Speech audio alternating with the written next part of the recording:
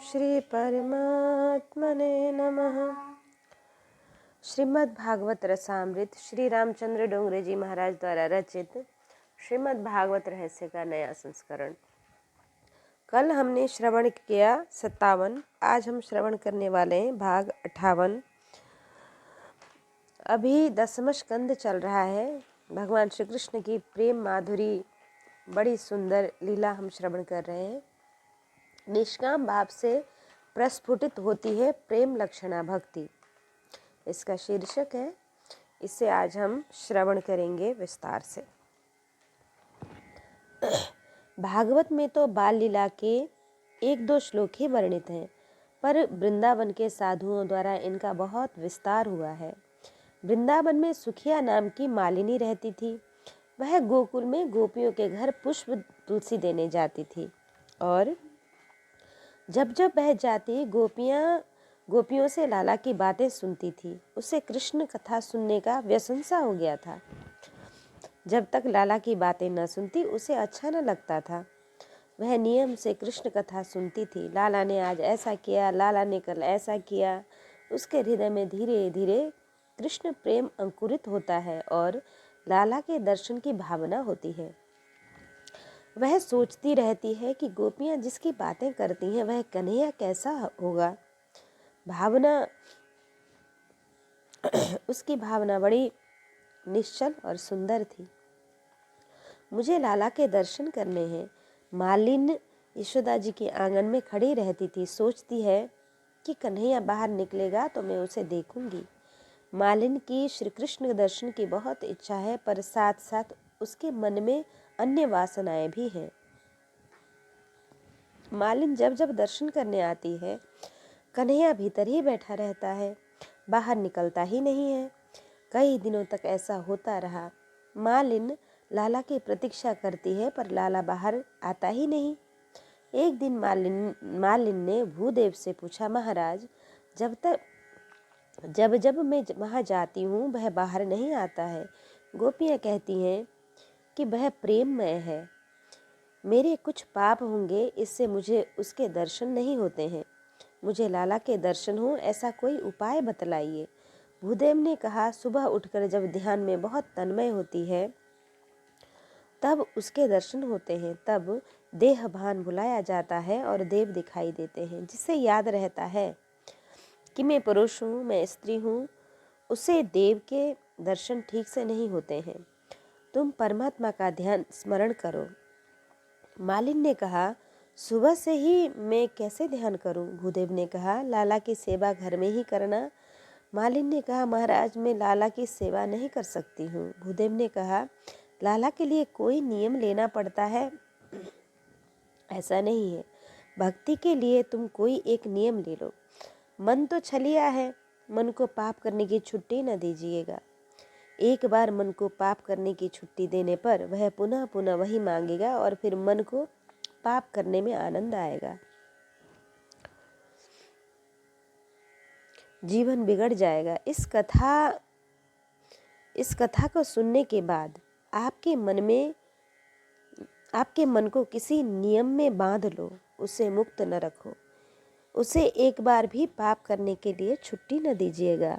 पाप छोड़िए, भक्ति का कोई एक नियम लीजिए तो कथा का पूर्ण फल मिलेगा। आपका कल्याण होगा। आप पर भगवान की बहुत कृपा होगी। आप पर प्रभु की बहुत कृपा होगी। लोग समझते हैं कि 5-10 रुपए भेंट करने से भगवान का सब पुण्य जाता। 10 रुपए भेंट करने से भागवत का सब पुण्य मिल जाता है। अरे, धन से कभी पुण्य मिलता है? प्रभु ने धन दिया है और उसका सदुपयोग कर रहा है तो अच्छा है, पर कथा के फल की इच्छा है तो पाप छोड़िए। विचारिए कि आज से मैंने निश्चय किया है कि मैं झूठ नहीं बोलूँगा, मैं क्रोध नहीं करूँगा। पाप छोड़कर भक्ति करने वाले पर भगवान तुरंत प्रसन्न होते हैं। लोग भक्ति करते हैं पर प्रायः पाप चालू रखते हैं। इससे ऐसी भक्ति प्रभु को भाती नहीं है। भूदेव ने मालिन से कहा, तुम्हें कोई नियम लेना तो पड़ेगा। मालिन ने कहा, महाराज मैं गरीब हूँ, मैं रख सकूँ ऐसा नियम दीजिए। भूदेव ने सोचकर कहा, मालिन तुम नंद बाबा के आंगन में खड़ी रहती हो ना, वह अच्छा नहीं है। तुम आज से नंद बाबा के राजमहल की 108 प्रदक्षिणा करने का नियम ले लो, तुम्हारे पाप भस्म हो जाएंगे, प्रभु को दया आ जाएगी। प्रदक्षिणा करते करते प्रभु से प्रार्थना करना कि हे परमात्मा, मुझे आपके दर्शन करने हैं।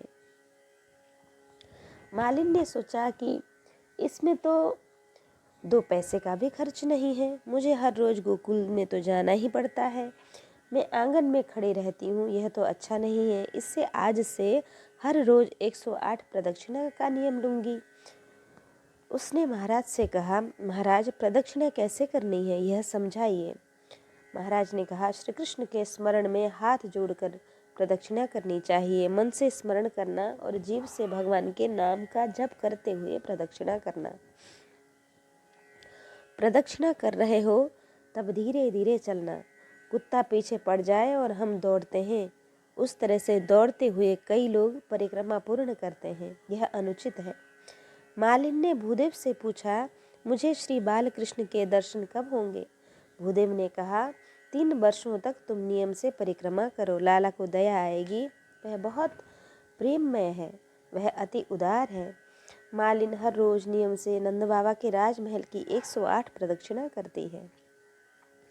प्रदक्षिणा करते हुए लाला को मनाती है, नंद कुमार बाहर आइए, मुझे दर्शन दीजिए। धीरे धीरे उसका मन शुद्ध हो रहा है, श्री कृष्ण के लिए उसके प्राण तड़प रहे हैं। मालिन सोचती है कि गोपियाँ कहती हैं, वह तो बहुत प्रेममय है। छुम छुम करके बाहर आता है। 3 वर्ष व्यतीत हो गए, मैं लाला के पीछे पड़ी हूँ, अभी तक मुझे एक बार भी दिखाई नहीं दिया। आज मालिन ने निश्चय किया कि लाला के दर्शन के बिना पानी भी नहीं पीना है।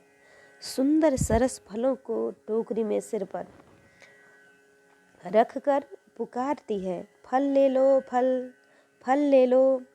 लाला के कान तक शब्द पहुँचे। लाला ने सोचा कि यह जीव 3 साल से मेरे पीछे पड़ा है, यह जीव दर्शन के लिए योग्य तो है ना, पर इसकी भक्ति को दृढ़ करने के लिए आज मैं दर्शन दूंगा। किए हुए कर्म का फल देने वाले परमात्मा की आज फल लेने की इच्छा हुई। आज बाल कृष्ण लाल दौड़ते हुए बाहर आए। 5 वर्ष का कन्हैया है, बहुत सुंदर दिखाई दे रहा है। यशोदा माता ने पीतांबर पहनाया है, सुवर्ण की करधनी है, बाजूबंद पहने हैं, कानों में कुंडल है, नाक में मोती लटक रही है, गाल पर सुंदर तिलक है, रेशम से बाल है, मोर पंखों का मुकुट है, हाथ में छोटी सी बांसुरी है, चरणों में सुवर्ण के नूपुर है। छुम छुम करते हुए लाला चलता है। लाला की आंखों में प्रेम भरा है। लाला ने 2 हाथ आगे किए और मांगने लगा, मुझे फल दे दो। मालिन को बालकृष्ण के दर्शन हुए। 4 आंखें जब मिलती हैं तब दर्शन में बहुत आनंद आता है। कन्हैया प्रेम से मालिन को देखता है। मालिन को लाला के दर्शन से बहुत आनंद हुआ। सोचने लगी कि कैसा सुंदर दिखाई देता है। यशोदा माता ने बहुत पुण्य किए होंगे, तभी ऐसे बालक का उनके पेट से जन्म हुआ। लाला को मेरी नज़र न लग जाए, कहीं मेरी आंखें बहुत खराब हैं। यह बालक सदा सर्वदा आनंद देता है। लाला के दर्शन के बाद मालिनी की लाला के साथ बोलने की इच्छा हुई। उसका प्रेम क्षण क्षण बढ़ रहा है। लाला से उसने कहा, बेटा मैं गरीब हूँ, फल देने नहीं आई हूँ, फल बेचने आई हूँ, तुम थोड़ा अनाज ले आओ। बालकृष्ण लाल दौड़ते हुए भीतर गए। मालिन ने अनाज तो मांगा, पर बाद में उससे दुख होने लगा। वह सोचने लगी कि मुझसे गलती हो गई, इससे फल क्या, मेरे प्राण मांगे तो भी कम थे। वह प्रेम से बाहर आया। मेरी बुद्धि भ्रष्ट हुई और मैंने कहा कि फल बेचने आई हूँ, गरीब हूँ, पर मैंने इससे कुछ झूठ तो कहा नहीं है, सच ही तो कहा है। मालिन को चिंता थी कि घर जाकर क्या खाऊंगी। मालिन ने लाला से सच ही कहा था, पर अब सोच रही है कि लाला बाहर नहीं आएगा या आएगा। नहीं, वह आएगा तो मुझसे कहा है कि मैं आऊँगा। मालिन का प्रेम बहुत बढ़ने लगा। मालिन के घर में 8 कन्याएं थीं, एक भी पुत्र न था। लाला को देखकर उसके मन में ऐसा प्रेम जागृत हुआ कि मेरा भी ऐसा पुत्र हो तो कितना अच्छा। यशोदा माता जब बाल कृष्ण को गोद में लेती हैं तब उन्हें कितना आनंद होता होगा। मुझे भी कभी ऐसा आनंद मिल सकेगा। लाला को देखकर मालिनी के मन में ऐसा भाव जगा कि कन्हैया 2 मिनट मेरी गोदी में आ जाए तो मुझे बहुत आनंद हो। वह राह देख रही है। बालकृष्ण लाल घर में गए हैं। एक मुट्ठी में चावल लेकर दौड़ते दौड़ते लौटते हैं। लाला के हाथ बहुत कोमल हैं। रास्ते में चावल बिखर रहे हैं। थोड़े से चावल मुट्ठी में बचे हैं, वे टोकरी में डाल दिए।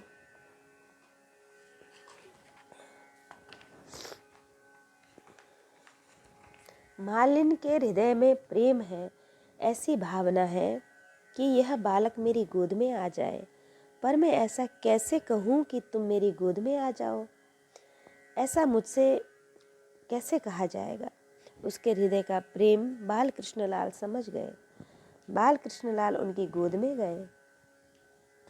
वे गोद में बैठ गए। मालिन को आनंद मिलने लगा, उसका प्रेम बढ़ने लगा।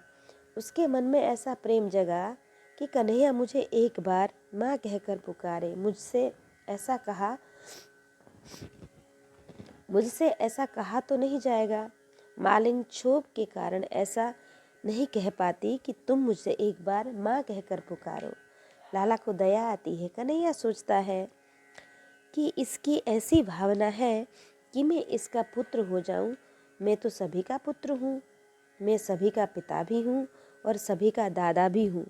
जीव जैसा भाव रखता है उसी भाव के अनुसार मैं प्रेम रखता हूँ। मालिन की बहुत भावना थी। इससे लाला ने कहा कि माँ मुझे फल दे। लाला ने मालिन को माँ कहा। मालिन को अतिशय आनंद हुआ। वह सोच रही है कि लाला को क्या दूँ। उसके हाथ में अंगूर हैं, जामुन हैं।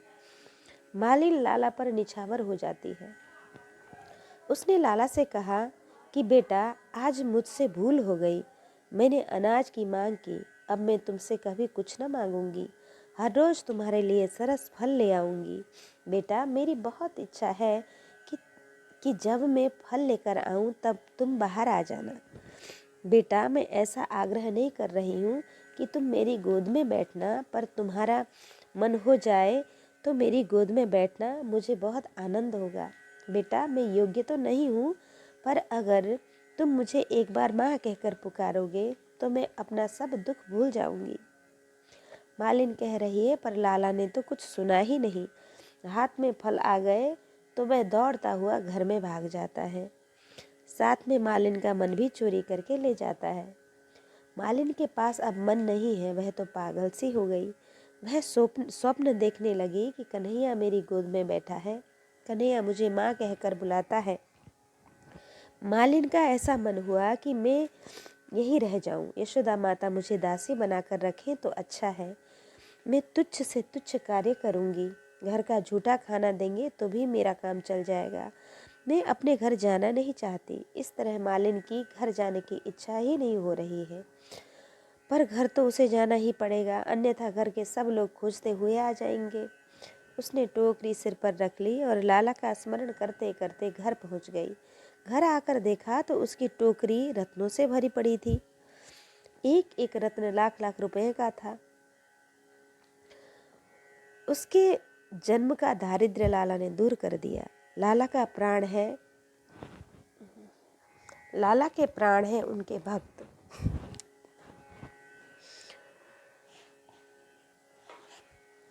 एक एक रत्न लाख लाख रुपयों का था। लाला का प्रण है कि मेरे आंगन में आया जीव दीन नहीं रहेगा, दुखी नहीं रहेगा। आप जो कथा सुन रहे हैं, प्रभु के नाम का जप कर रहे हैं, जो दान दे रहे हैं, इन सब सत्कर्मों का पुण्य रूपी फल श्री कृष्ण को अर्पण कीजिए। कोई भी अच्छा कार्य करने के बाद उसे भूल जाइए। जो अपने कर्म रूपी पुण्य का फल भगवान को अर्पण करता है, उसकी टोकरी भगवान रत्नों से भर देते हैं। मानव की बुद्धि भी टोकरी जैसी है। प्रेम लक्षणा भक्ति रत्न सदृश है। अपरोक्ष ज्ञान ही रत्न है। अपने किए हुए सत्कर्मों के फल श्री कृष्ण को अर्पण करने से बुद्धि में प्रेम लक्षणा भक्ति प्रस्फुटित होती है। अपरोक्ष ज्ञान सा स्फुरण होता है। मालिन की टोकरी कन्हैया ने रत्नों से भर दी। उसका प्रकाश चारों ओर फैल गया है और प्रकाश में बाल कृष्ण लाल दिखाई देते हैं। दाईं ओर श्री कृष्ण, बाईं ओर श्री कृष्ण, आगे श्री कृष्ण, पीछे श्री कृष्ण, भीतर श्री कृष्ण, बाहर श्री कृष्ण। श्री कृष्ण के सिवाय उसे और कुछ दिख ही नहीं पड़ता। सब जगह में उसको भगवान श्री कृष्ण दिख रहे हैं। वह चारों ओर श्री कृष्ण के दर्शन करती हुई हरे कृष्ण कृष्ण कृष्ण हरे हरे, हरे राम राम राम हरे हरे कीर्तन करती है। श्री कृष्ण दर्शन में अति आनंद में तन्मय हो गई है। बाल कृष्ण लाल अंगूर लेकर घर में जाते हैं। माता से कहते, माँ अंगूर लेकर आया हूँ। यशोदा माता के मुंह में दे देते हैं। यशोदा माता को आनंद होता है, यह अंगूर कहाँ से लाया होगा, ऐसे मधुर अंगूर मैंने कभी नहीं खाए। एक दासी ने कहा कि कन्हैया बाहर गया था, वहाँ एक मालिन की गोद में बैठा था, इससे मालिन को माँ कहकर भी पुकारा, तब मालिन ने इसे अंगूर दिए। यशोदा माता को यह सुनकर जरा भी बुरा न लगा। कन्हैया सभी को माँ कहकर पुकारता है तो क्या बुरा है, यह तो सभी का पुत्र है। आज सब लाला को आशीर्वाद देते हैं, मेरा पुत्र सुखी होगा। आज सुबह से कन्हैया सभी को, गोपियों को, ग्वालों को, मित्र को अंगूर देता है, फिर भी टोकरी भरी ही रहती है। यशोदा माता ने सोचा कि आज लाला को आशीर्वाद देने के लिए अन्नपूर्णा माता मेरे घर आई होंगी। श्री कृष्ण की बाल लीला सुनने से श्री कृष्ण में श्रद्धा उत्पन्न होती है। श्रद्धा से सेवा स्मरण करने से धीरे धीरे श्रद्धा आसक्ति में परिवर्तित होती है। भगवत स्वरूप में मन आसक्त हो जाता है। भक्ति जब व्यसन रूप हो जाती है तब उसे प्रेम लक्षणा भक्ति कहते हैं। प्रेम लक्षणा भक्ति वासना का विनाश करती है। प्रेम लक्षण भक्ति परमात्मा को बांधती है। जीव जब ईश्वर को बांधता है तब माया के बंधन से मुक्त होता है। गोपियों का प्रेम अति बढ़ गया है। गोपियाँ प्रेम से लाला को बांधती हैं। इस तरह से आज हमने श्रवण किया, निष्काम भाव से प्रस्फुटित होती है प्रेम लक्षणा भक्ति। हमने आज श्रवण किया मालिनी फलवाले की कहानी। मालिनी का चरित्र जैसा दिव्य है, ऐसे ही दिव्य हर एक भक्त का चरित्र होने से श्री ठाकुर जी शीघ्र ही उन पर कृपा करते हैं। निष्काम भाव से प्रस्फुटित होती है प्रेम लक्षणा भक्ति। कृष्णाय वासुदेवाय हरये परमात्मने प्रणतक्लेशनाशाय गोविंदाय